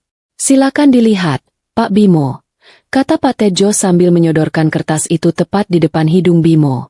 Ini adalah surat kuasa jual dan pernyataan pelepasan hak yang Bapak tanda tangani 3 tahun lalu, bersamaan dengan akta jual beli rumah. Bapak ingat saat Bapak mabuk kemenangan karena tim bola Bapak menang taruhan? Bapak tanda tangan tumpukan dokumen tanpa membacanya. Bukan. Wajah Bimo memerah padam. Dia ingat kejadian itu. Waktu itu aku menyodorkan banyak kertas dengan alasan untuk asuransi kebakaran dan pajak bumi bangunan. Karena sedang senang dan malas membaca tulisan kecil-kecil, dia main tanda tangan saja di atas meterai. Ternyata, dia baru saja menandatangani surat kematian kepemilikannya sendiri. Jadi. Bu Darmi akhirnya bersuara. Nadanya melengking tinggi penuh histeria. Jadi rumah ini bukan punya Bimo? Rumah ini punya dia. Bu Darmi menunjuk wajahku dengan jari telunjuknya yang gemetar. Betul sekali, Ibu mertua. Jawabku santai sambil memeriksa kuku jariku yang baru dimanikur. Secara hukum, tanah dan bangunan ini milik Fitriana binti Sutomo. Dan proses balik namanya sudah selesai minggu lalu, tepat sehari sebelum kalian mengusirku. Jadi, saat kalian melempar tasku keluar malam itu, sebenarnya kalianlah yang sedang menumpang di rumahku. Para tetangga yang menguping di pagar mulai riuh. Suara bisik-bisik mereka terdengar jelas seperti suara lebah. Wah, ternyata rumah istrinya. Si Bimo cuma numpang gaya doang. Kasihannya, sudah miskin, belagu lagi. Komentar-komentar pedas itu terbang terbawa angin. Langsung menusuk telinga Bu Darmi yang sudah merah pada menahan malu. Bu Darmi tidak terima. Dia merasa dunianya runtuh. Harta satu-satunya yang dia banggakan, rumah joglo yang dia pamerkan ke teman-teman arisannya sebagai bukti kesuksesan anaknya, ternyata milik menantu yang paling dia benci. Dia meraung marah, melemparkan sertifikat itu ke arahku. Namun, karena tenaganya lemas, sertifikat itu cuma jatuh di dekat kakiku. Bohong. Ini pasti akal-akalan kamu. Kamu menipu anakku. Kamu guna-guna dia supaya tanda tangan. Teriak Bu Darmi membabi buta. Ini rumahku. Aku yang merawatnya. Aku yang tinggal di sini. Kamu tidak berhak. Merawat? Potongku tajam. Merawat apanya, Bu? Genting bocor saja ibu tidak pernah panggil tukang. Rumput liar tidak dipotong. Yang ada ibu malah menjual perabotan di dalamnya buat judi, kan? Mendengar kata judi, Bu Darmi langsung kicep. Matanya melirik Bimo dengan takut. Bimo yang masih syok menatap sertifikat di tanah, perlahan menoleh ke arah ibunya. Judi? Tanya Bimo pelan. Bu, maksudnya apa? Ibu jual perabotan buat judi. Suasana makin panas. Rahasia demi rahasia mulai terkuak satu persatu. Seperti mengupas bawang bombay. Makin dikupas makin bikin menangis. Aku tersenyum puas. Ini baru kotak pertama. Mas Bimo, tunggu sampai kamu lihat isi kotak kedua yang jauh lebih menyakitkan daripada sekadar kehilangan rumah. Kotak kedua itu berisi bukti betapa bodohnya kamu selama ini mempercayai wanita yang berdiri di sebelahmu itu. Sudahlah, jangan bertengkar dulu, kataku menengahi dengan nada mengejek. Simpan tenaga kalian. Masih ada satu kotak lagi yang belum dibuka. Dan percaya deh, isi kotak kedua ini bakal bikin kalian lupa kalau kalian baru saja kehilangan rumah. Aku menunjuk kotak kedua yang lebih tipis tapi lebih lebar. Kotak itu berisi bom waktu yang siap meledakkan sisa-sisa kepercayaan di antara ibu dan anak itu. Selamat menikmati pertunjukannya. Para tetangga yang budiman. Siapkan camilan kalian, karena drama ini baru saja mencapai puncaknya. Matahari semakin tinggi, membakar ubun-ubun siapa saja yang berdiri di bawahnya tanpa perlindungan. Namun, panasnya matahari kalah telak dengan panasnya suasana di teras rumah ini. Bimo masih menatap ibunya dengan tatapan nanar, seolah dia sedang melihat orang asing. Kata, judi, yang baru saja kulontarkan masih berdengung di telinganya seperti suara nyamuk yang mengganggu tidur. Bu Darmi tampak gelisah. Keringat dingin sebesar biji jagung mulai bercucuran di pelipisnya yang tertutup bedak tebal. Dia berusaha menghindari tatapan anaknya. Pura-pura sibuk membenarkan letak selendangnya yang sebenarnya tidak miring sama sekali. Ayo, buka kotak yang kedua. Perintahku, memecah ketegangan yang menyesakkan dada. Biar semuanya jelas. Biar tidak ada dusta di antara kita. Biar Bimo tahu, kemana perginya uang gajinya selama ini. Dengan tangan gemetar, Bimo meraih kotak kedua yang lebih tipis itu. Dia membukanya perlahan, seolah takut ada ular kobra yang akan melompat keluar dan menggigit hidungnya. Tapi isinya bukan ular, melainkan sesuatu yang lebih berbisa. Tumpukan kertas koran bekas, cetakan rekening bank, dan beberapa lembar foto hasil tangkapan layar percakapan chat. Bimo mengambil lembar pertama. Itu adalah rekening koran tabungannya sendiri selama setahun terakhir. Matanya bergerak cepat menelusuri deretan angka di kolom debit. Wajahnya yang tadi merah karena marah, kini berubah menjadi putih pucat karena syok. Transfer ke Merpati Terbang Online 5 juta, 10 juta, 20 juta. Suara Bimo bergetar hebat saat membaca rincian transaksi itu. Dia mendongak menatap ibunya. Bu, ini apa? Kenapa ada transferan puluhan juta ke situs judi dari rekeningku? ATM-ku kan ibu yang pegang katanya buat ditabung. Bu Darmi tergagap. Itu investasi, Bim. Teman ibu bilang itu investasi burung dara balap. Untungnya besar. Investasi gundulmu. Sentakku, tidak tahan lagi mendengar kebohongan konyol itu. Mas Bimo, coba lihat lembar berikutnya. Itu foto-foto ibu sedang asyik main slot di warnet simpang desa sebelah saat kamu lagi kerja lembur bagai kuda. Bimo membalik halaman, dan di sanalah bukti tak terbantahkan itu terpampang nyata. Foto Bu Darmi yang sedang duduk menghadap layar komputer, memakai headset, dengan tangan memegang rokok dan mata melotot menatap gambar buah-buahan berputar di layar. Di sebelahnya ada segelas kopi hitam dan asbak penuh puntung. Itu bukan wajah seorang ibu yang sedang mendoakan anaknya sukses. Itu wajah pecandu yang sedang mempertaruhkan nasib. Dan ini, kataku sambil menunjuk lembar terakhir, adalah bukti penjualan kalung berlian ibu yang katanya hilang dicuri olehku. Bimo mengambil foto itu. Foto CCTV toko emas yang memperlihatkan Bu Darmi sedang menerima segepok uang dari pemilik toko. Tanggal dan jam yang tertera di pojok foto itu adalah 6 bulan yang lalu. 6 bulan sebelum malam pengusiran itu terjadi. Jadi, suara Bimo parau. Air mata mulai menggenang di pelupuk matanya. Kalung itu, sudah ibu jual 6 bulan lalu? Terus kenapa ibu tuduh Fitri mencurinya minggu lalu? Kenapa ibu suruh aku usir istriku sendiri? Bu Darmi terpojok. Dia mundur sampai punggungnya menabrak tembok. Tidak ada lagi jalan lari. Semua kartunya sudah terbuka. Dia menatap Bimo, lalu menatapku dengan kebencian yang meluap-luap. Karena aku benci dia, Bim. Teriak Bu Darmi akhirnya. Kepalsuannya meledak. Aku benci perempuan miskin ini. Gara-gara dia kamu jadi pelit sama ibu.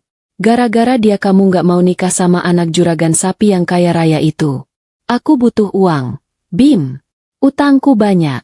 Kalau kamu nikah sama orang kaya, utang ibu lunas. Pengakuan itu menghantam Bimo lebih keras daripada pukulan Mike Tyson. Dia terhuyung ke belakang. Kakinya lemas. Ibunya, wanita yang selama ini dia anggap suci. Wanita yang dia bela mati-matian sampai tega mengusir istrinya ke tengah badai, ternyata hanyalah monster yang haus harta. Berhala suci yang dia sembah selama ini hancur berkeping-keping di depan matanya sendiri. Ibu tega. Bisik Bimo, air matanya tumpah membasahi pipi. Ibu fitnah Fitri. Ibu gadaikan rumah. Ibu habiskan uangku, cuma buat judi? Cuma karena ibu serakah. Bu Darmi tidak menjawab. Dia malah menangis meraung-raung. Tapi bukan tangisan penyesalan. Itu tangisan anak kecil yang ketahuan nakal dan tidak mau dihukum. Bimo, tolong ibu. Nak, ibu hilaf. Ibu dijebak teman. Jangan marah sama ibu. Usir perempuan setan ini. Dia yang bikin kita hancur. Cukup, bentak Bimo. Suaranya menggelegar, membuat Bu Darmi langsung diam 1000 bahasa. Untuk pertama kalinya dalam seumur hidupnya, Bimo membentak ibunya. Bimo berbalik menatapku. Tatapannya kini penuh dengan rasa bersalah yang teramat sangat. Dia melihatku, melihat penampilanku yang sekarang, melihat mobil-mobil mewah di belakangku, dan melihat kehancuran di sekelilingnya. Dia sadar, dia telah membuang berlian demi memungut kotoran. Dia berjalan tertatih mendekatiku, lalu tiba-tiba menjatuhkan dirinya berlutut di kakiku. Lantai semen yang panas itu tidak dia pedulikan. Dia bersujud, memegang ujung kain batik mahalku dengan tangan kotornya. Fitri, Dek. Isak Bimo, suaranya menyayat hati. Maafkan Mas. Mas bodoh. Mas buta. Mas nggak tahu kalau ibu sejahat ini. Mas nyesel. Dek, tolong, jangan tinggalkan Mas. Mas janji bakal berubah. Aku menatap puncak kepala suamiku, Ahralat, calon mantan suamiku, dengan tatapan dingin. Dulu, mungkin hatiku akan luluh melihat dia menangis begini. Dulu, aku pasti akan ikut menangis dan memeluknya. Tapi, dulu, itu sudah mati seminggu yang lalu, terkubur bersama lumpur dan air hujan malam itu. Sekarang, yang ada hanyalah Fitriana yang rasional. Aku tidak menarik kakiku, membiarkan dia bersimpuh di sana sebentar, membiarkan para tetangga melihat betapa menyedihkannya seorang suami yang durhaka pada istri. Berdiri, Mas, kataku datar. Jangan kotori bajuku. Ini sutra asli, susah cucinya. Bimo mendongak, matanya merah dan basah. Dia melihat tidak ada setitik pun rasa iba di mataku.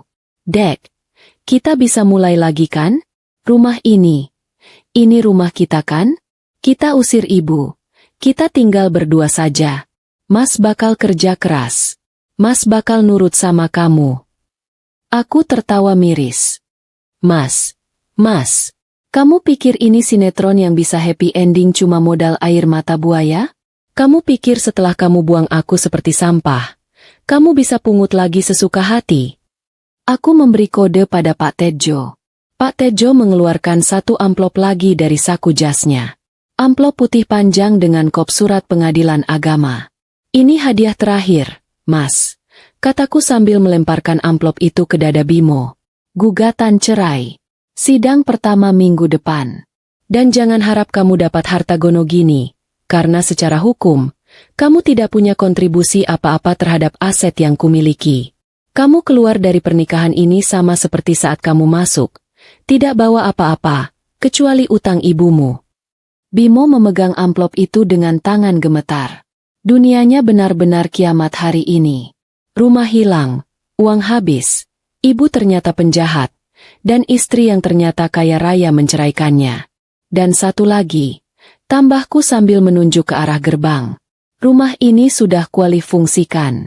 Mulai besok, tempat ini akan direnovasi total. Jadi, silakan angkat kaki sekarang juga. Bawa barang-barang rongsokan kalian yang tersisa. Aku berbaik hati kasih waktu 1 jam sebelum tim keamananku yang bantu kalian pindahan. Bu Darmi yang mendengar kata usir, langsung histeris lagi. Dia lari menerjang ke arahku. Tangannya siap mencakar. Dasar perempuan iblis. Kau tidak bisa mengusirku. Ini rumah anakku. Tapi belum sempat kukunya yang panjang menyentuh kulit mulusku. 2 orang pengawal berbadan besar sudah lebih dulu menahan lengannya. Mereka menyeret Bu Darmi mundur dengan mudah. Seperti menyeret karung beras kosong. Lepaskan. Lepaskan aku. Bimo, tolong ibu. Hajar mereka. Bu Darmi meronta-ronta. Kakinya menendang-nendang udara kosong. Tapi Bimo tidak bergerak. Dia masih berlutut di lantai, memeluk amplop gugatan cerai itu sambil menangis tanpa suara. Dia sudah hancur lebur. Dia tahu, tidak ada gunanya melawan. Dia sudah kalah telak. Kalah oleh kebodohannya sendiri. Aku membalikkan badan, berjalan menuju mobil limosinku dengan langkah ringan. Punggungku tegak, kepalaku mendongak. Di belakangku, Suara tangisan Bu Darmi dan isak tangis Bimo menjadi musik pengiring kemenanganku. Ini bukan sekadar pembalasan dendam. Ini adalah pembebasan. Aku bebas dari drama murahan ini. 1 jam lagi, rumah ini akan kosong. Dan lembaran baru hidupku yang sesungguhnya akan dimulai. Tanpa benalu-benalu itu lagi. Selamat tinggal. Masa lalu yang kelam. Waktu 1 jam yang kuberikan ternyata terlalu lama untuk ukuran orang yang nyaris tidak punya harta benda tersisa. Pemandangan di depanku kini lebih mirip adegan penggusuran lapak liar di pinggir rel kereta api daripada kepindahan sebuah keluarga terhormat. Bimo memasukkan baju-bajunya ke dalam kantong kresek hitam besar. Kantong sampah, tepatnya, karena koper satu-satunya di rumah ini sudah dijual ibunya minggu lalu. Wajahnya kusut, matanya bengkak. Dan sesekali dia menyeka ingus dengan punggung tangan. Benar-benar definisi menyedihkan yang paripurna. Sementara itu, Bu Darmi tidak mau kalah memalukan. Dia sibuk mencopoti gorden jendela ruang tamu. Bayangkan saja, gorden dekil yang sudah 5 tahun tidak dicuci dan warnanya sudah berubah dari putih menjadi abu-abu asap rokok itu masih saja mau dia bawa. Mungkin dia pikir kain butut itu masih laku dijual di pasar loak seharga 2.000 perak.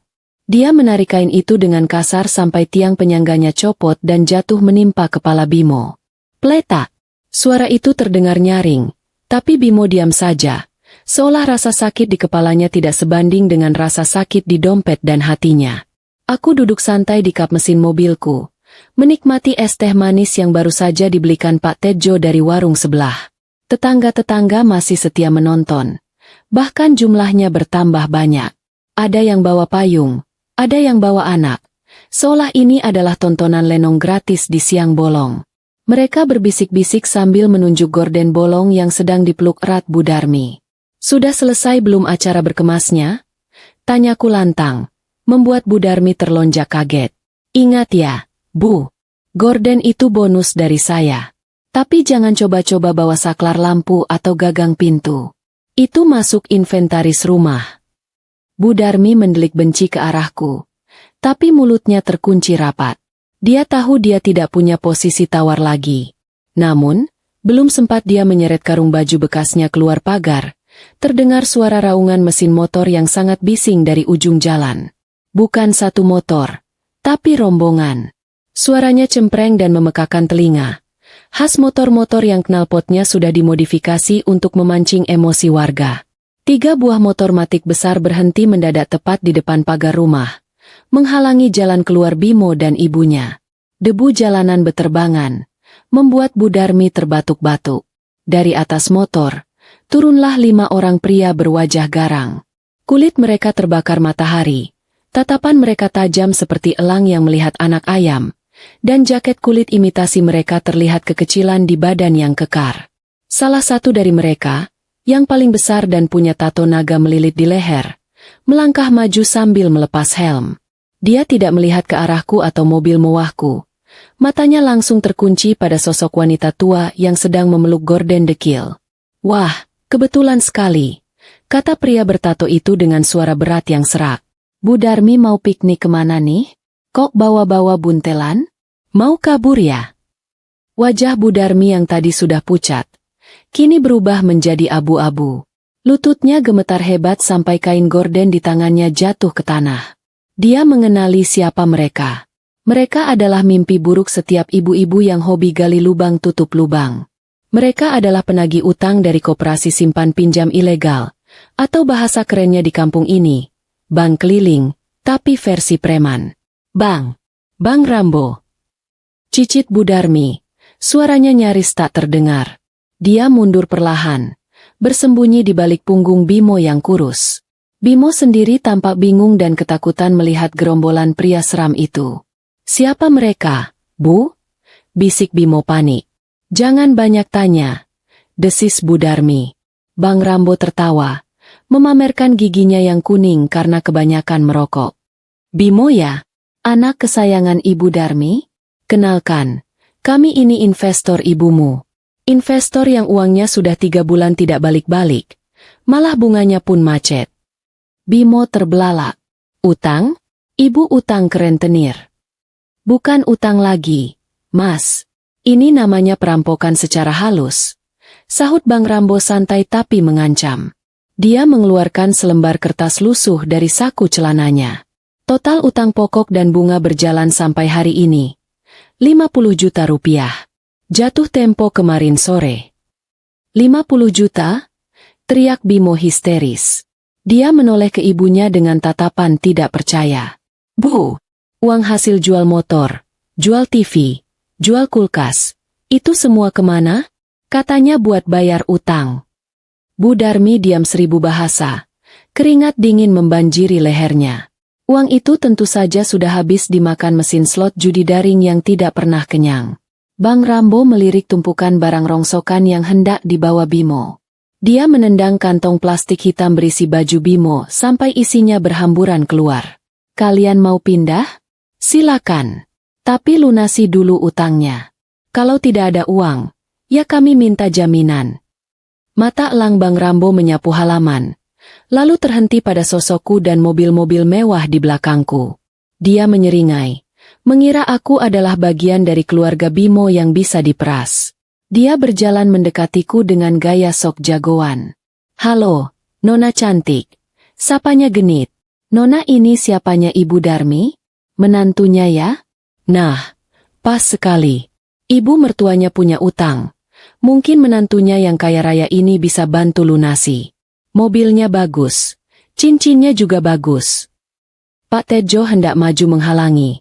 Tapi aku mengangkat tangan, memberi isyarat agar dia tenang. Aku tersenyum manis pada Bang Rambo. Lalu menunjuk Bimo dan Bu Darmi dengan daguku. Maaf ya, Bang Jago. Jawabku tenang. Saya bukan menantunya lagi.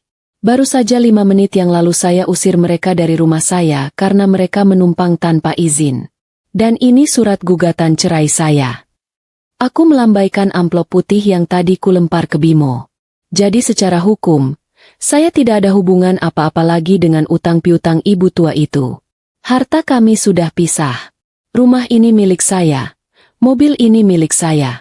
Yang milik mereka cuma kantong sampah dan gorden bolong itu. Bang Rambo tertegun sejenak, lalu tertawa terbahak-bahak. Dia menoleh ke arah Bu Darmi yang kini terlihat seperti tikus kejepit. Waduh, Bu Darmi, kasihan sekali nasibmu. Diusir menantu, dikejar utang, anak tidak bisa diandalkan. Paket lengkap penderitaan. Fitri, tolong ibu, jerit Bu Darmi tiba-tiba. Lupa kalau tadi dia memaki-makiku. Bayarkan dulu utang ibu. Kamu kan kaya. 50 juta itu kecil buat kamu. Tolonglah, nanti ibu ganti. Ganti pakai apa? Balasku tajam. Pakai daun? Atau pakai fitnah lagi? Maaf ya, Bu. Toko Amal Fitriana sudah tutup permanen. Silakan selesaikan urusan ibu dengan teman-teman ibu yang ramah ini. Bang Rambo kehilangan kesabaran. Dia memberi kode pada anak buahnya. Sita semua barang yang mereka bawa. Ponsel, dompet, cincin kawin kalau ada. Sikat semua. Kalau kurang, bawa ibunya ke kantor. Suruh cuci piring di sana sampai lunas. Anak buah Bang Rambo langsung menyerbu. Mereka merampas tas tangan Bu Darmi, mengambil paksa ponsel Bimo dari tangannya, bahkan menggeledah kantong celana Bimo. Bimo mencoba melawan. Tapi satu dorongan keras dari preman itu membuatnya jatuh tersungkur ke tanah berdebu, tepat di sebelah tumpukan baju kotornya. Jangan! Itu HP buat cari kerja. Teriak Bimo putus asa. Kerja apaan? Bayar utang emak lu dulu. Bentak preman itu sambil memasukkan ponsel Bimo ke saku jaketnya. Bu Darmi menjerit-jerit histeris saat cincin emas terakhir yang dia sembunyikan di balik kutang ditarik paksa. Keadaan benar-benar kacau. Tetangga menonton dengan ngeri sekaligus puas. Ini adalah karma instan yang dibayar tunai tanpa cicilan. Aku memberi isyarat pada sopirku. Sudah cukup tontonannya. Aku tidak mau terlibat dalam kekerasan fisik mereka. Aku masuk ke dalam mobil limosin yang dingin dan nyaman, meninggalkan kekacauan di luar sana.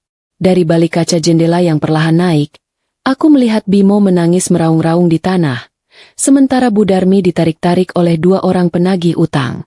Mereka berdua terlihat sangat kecil, sangat lemah, dan sangat sendirian. Tidak ada lagi kesombongan. Tidak ada lagi keangkuhan. Yang tersisa hanya konsekuensi dari pilihan-pilihan buruk mereka sendiri. Jalan, Pak. Perintahku pelan. Mobilku melaju pelan membelah kerumunan, meninggalkan rumah masa laluku yang kini berubah menjadi arena penagihan utang. Selamat menikmati tamu-tamu barunya, Bu Darmi. Semoga mereka lebih sabar menghadapi ibu daripada saya. Waktu berjalan begitu cepat ketika kita tidak lagi sibuk mengurus suami yang manja dan mertua yang cerewet. Sudah 1 bulan berlalu sejak drama pengusiran spektakuler itu, dan hidupku rasanya seringan kapas yang tertiup angin. Sidang perceraian kami berjalan mulus seperti jalan tol yang baru diaspal, terutama karena pihak tergugat. Siapa lagi kalau bukan Mas Bimo, tidak pernah menampakkan batang hidungnya di pengadilan. Mungkin dia malu, atau mungkin dia tidak punya ongkos buat naik angkutan umum ke sana. Jadi, palu hakim diketok dengan mantap, meresmikan statusku sebagai janda kembang yang bebas, merdeka, dan tentu saja, makin kaya raya. Pagi ini, Pak Tejo masuk ruang kerjaku dengan senyum tipis yang penuh arti. Dia meletakkan sebuah map biru di atas meja kerjaku yang terbuat dari kayu jati utuh. Bukan, ini bukan laporan keuangan perusahaan atau proposal proyek baru. Ini adalah laporan hiburan, bulanan yang diam-diam ku minta. Aku memang sudah move on, tapi bohong kalau aku bilang aku tidak penasaran dengan nasib 2 manusia yang pernah membuat hidupku seperti neraka itu. Rasanya seperti menonton kelanjutan film seru. Sayang kalau dilewatkan begitu saja. Nona, mereka ditemukan di sekitar pasar induk Ramat Jati. Lapor Pak Tejo dengan nada datar, seolah sedang melaporkan cuaca hari ini. Kondisinya, ya, sesuai prediksi Nona. Sangat memprihatinkan. Kalau boleh dibilang hancur lebur. Aku menutup laptopku. Rasa penasaran menggelitik perutku. Pasar induk? Tempat itu keras, penuh keringat, dan baunya campur aduk antara sayur busuk dan rezeki. Cocok sekali untuk mereka yang dulu sok wangi tapi hatinya busuk. Kebetulan sekali, aku ada jadwal meninjau salah satu ruko milik ayahku yang ada di kawasan itu siang ini. Sekali mendayung, 2-3 pulau terlampaui. Sekalian kerja, sekalian nonton sirkus kehidupan. Siang harinya, mobilku meluncur membelah kemacetan kota menuju pasar yang sibuk itu. Aku tidak turun dari mobil, cukup memantau dari balik kaca jendela yang gelap. Pak Tejo memarkirkan mobil di sudut yang strategis, dekat dengan lapak bongkar muat sayuran. Mataku menyapu kerumunan orang-orang yang sibuk memanggul karung, berteriak menawarkan dagangan, dan tawar-menawar harga cabai. Dan di sanalah aku melihatnya. Sosok itu nyaris tidak bisa dikenali kalau saja aku tidak hafal postur tubuh bungkuknya yang khas. Bimo, mantan suamiku yang dulu selalu menjaga tangannya tetap halus agar bisa main game dengan nyaman, kini sedang memanggul karung bawang merah yang berat di pundaknya. Kulitnya yang dulu kuning langsat kini gosong terbakar matahari, legam dan penuh daki. Kaos yang dipakainya sudah bolong di bagian ketiak, dan celananya adalah celana jeans yang sama saat dia diusir sebulan lalu. Tapi sekarang warnanya sudah tidak jelas antara biru atau coklat tanah. Dia berjalan tertatih-tatih. Kakinya gemetar menahan beban karung yang mungkin lebih berat dari berat badannya sendiri yang makin kurus. Wajahnya tirus, tulang pipinya menonjol tajam, membuatnya terlihat 10 tahun lebih tua. Dia sempat berhenti sebentar untuk menyeka keringat. Lalu dibentak oleh mandor pasar yang galak. "Weh, jangan bengong. Kerja yang cepat. Kalau lelet, nggak usah makan siang," teriak si mandor. Bimo, yang dulu kalau dibentak sedikit langsung ngadu ke ibunya, sekarang hanya bisa menunduk pasrah dan kembali berjalan. Tidak ada lagi harga diri, tidak ada lagi keangkuhan. Yang ada hanyalah insting bertahan hidup yang menyedihkan. Rasanya aneh melihat pemandangan ini. Dulu dia raja di rumah, sekarang dia cuma kuli yang harganya lebih murah dari sekilo bawang yang dia panggul. Lalu, di mana sang sutradara kehidupan Bimo? Di mana Bu Darmi? Mataku mencari-cari, dan akhirnya menemukannya di emperan toko kelontong yang tutup. Pemandangan ini lebih tragis lagi. Bu Darmi duduk beralaskan kardus bekas mie instan. Rambutnya yang dulu disasak tinggi kini acak-acakan dan memutih semua. Bajunya lusuh. Dan dia sedang berbicara sendiri? Tidak. Dia sedang memarahi seekor kucing kurap yang mencoba mencuri sisa nasi bungkus di depannya. Jangan ambil. Ini punya saya. Saya ini orang kaya. Nanti saya beli pabrik sarden buat kamu. Tapi jangan ambil nasi saya sekarang. Racau Budarmi sambil mengibaskan tangan. Ternyata tekanan hidup dan kejaran penagih utang benar-benar mengguncang kewarasannya. Dia masih terjebak dalam delusi bahwa dia orang kaya. Padahal untuk makan saja dia harus berebut dengan kucing. Orang-orang yang lewat menatapnya dengan jijik dan kasihan. Beberapa melempar uang receh yang langsung disambar Budarmi dengan cepat, seolah takut uang itu lari. Tiba-tiba, Bimo yang baru selesai menurunkan muatan melihat ke arah mobilku. Mungkin dia mengenali plat nomor cantiknya, atau mungkin ikatan batin masa lalu, entahlah. Matanya terkunci pada kaca mobilku. Meskipun kaca ini gelap, aku yakin dia tahu aku ada di dalamnya. Dia mematung, napasnya tersengal. Karung goni di tangannya jatuh ke tanah. Ada momen hening di antara keramaian pasar. Bimo menatap mobilku dengan tatapan yang campur aduk. Ada rasa malu yang luar biasa, penyesalan, dan setitik harapan putus asa. Dia melangkah maju satu langkah. Bibirnya bergerak memanggil namaku tanpa suara. Fitri. Tapi langkahnya terhenti. Dia melihat pantulan dirinya sendiri di bodi mobilku yang mengkilap. Dia melihat betapa kotor dan menjijikannya dia dibandingkan dengan kemewahan yang ada di depannya. Rasa minder menghantamnya telak. Dia sadar, jurang di antara kami sekarang bukan lagi sekadar status suami istri, tapi jurang antara langit dan bumi. Dia tidak pantas bahkan untuk sekadar menyentuh pegangan pintu mobilku. Dia mundur, menutupi wajahnya dengan tangan yang kotor, berusaha menyembunyikan air matanya yang mulai jatuh. Dia berbalik badan, lari menjauh, bersembunyi di balik tumpukan keranjang sayur. Dia tidak sanggup menghadapi kenyataan bahwa wanita yang dia buang kini bersinar terang, sementara dia membusuk di selokan kehidupan. Aku menghela napas panjang, tidak ada rasa sedih, hanya rasa lega yang paripurna. Karma itu nyata, dan dia datang bukan dengan dendam, tapi dengan keadilan. Mereka menuai apa yang mereka tanam. Mereka menanam angin fitnah, sekarang mereka menuai badai kemiskinan. Jalan, Pak Tejo, perintahku pelan. Sudah cukup sirkusnya. Kita ada rapat penting jam 2. Pak Tejo mengangguk hormat, menginjak pedal gas dengan halus. Mobilku meluncur pergi, meninggalkan bau amis pasar, meninggalkan Bimo yang menangis di balik ranjang, dan meninggalkan Budarmi yang masih berdebat dengan kucing soal warisan pabrik sarden. Aku menyandarkan punggung, memejamkan mata sejenak. Babak gelap dalam hidupku sudah benar-benar selesai. Buku lama sudah kututup rapat-rapat, dan sudah kubakar di tempat sampah. Sekarang, saatnya menulis buku baru dengan tinta emas. Dan di buku baru ini, tidak ada lagi tokoh antagonis, hanya ada protagonis wanita yang bahagia selamanya. Wangi kopi Arabica yang baru digiling memenuhi ruangan kerjaku yang luas di lantai 30. Aroma ini jauh lebih menenangkan daripada aroma minyak angin cap kapak yang dulu selalu menjadi parfum wajib di kamar Budarmi. Aku memutar kursi kerjaku, menghadap dinding kaca besar yang menampilkan pemandangan kota metropolitan dari ketinggian. Gedung-gedung pencakar langit berdiri gagah. Mobil-mobil di jalan raya terlihat seperti semut yang berbaris rapi. Rasanya seperti sedang menatap papan catur raksasa, dan kali ini, aku adalah pemegang kendali permainannya, bukan lagi pion yang bisa digeser seenaknya. 6 bulan telah berlalu sejak insiden di pasar induk itu. 6 bulan yang terasa seperti 6 detik karena hidupku begitu sibuk dan berwarna. Tidak ada lagi drama tangisan buaya, tidak ada lagi piring terbang, dan tidak ada lagi suara bentakan suami yang minta kopi padahal gulanya habis.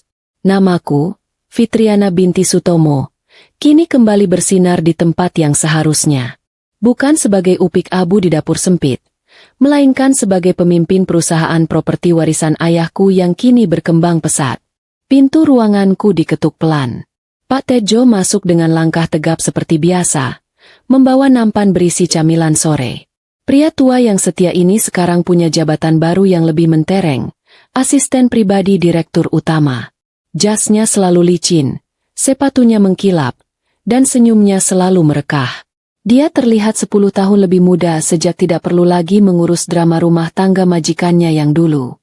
Laporan bulanan sudah saya letakkan di meja, Nona, kata Pak Tejo sambil meletakkan sepiring pisang goreng keju, camilan favoritku yang tidak akan pernah terganti oleh kue-kue barat yang namanya susah dieja. Dan seperti biasa, ada kabar penutup dari masa lalu, Nona. Aku mengangkat alis, mengambil sepotong pisang goreng yang masih hangat. Kabar apa lagi, Pak?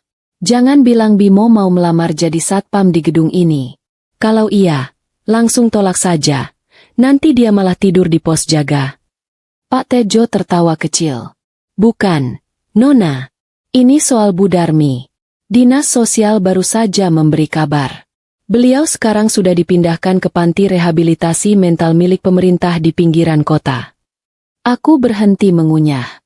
Rehabilitasi mental? Jadi dia benar-benar. Iya, Nona. Pak Tejo mengangguk prihatin, tapi matanya menyiratkan kepuasan. Kewarasannya sudah tidak tertolong. Kabarnya, setiap hari beliau mengumpulkan kancing baju bekas dan batu kerikil di halaman panti.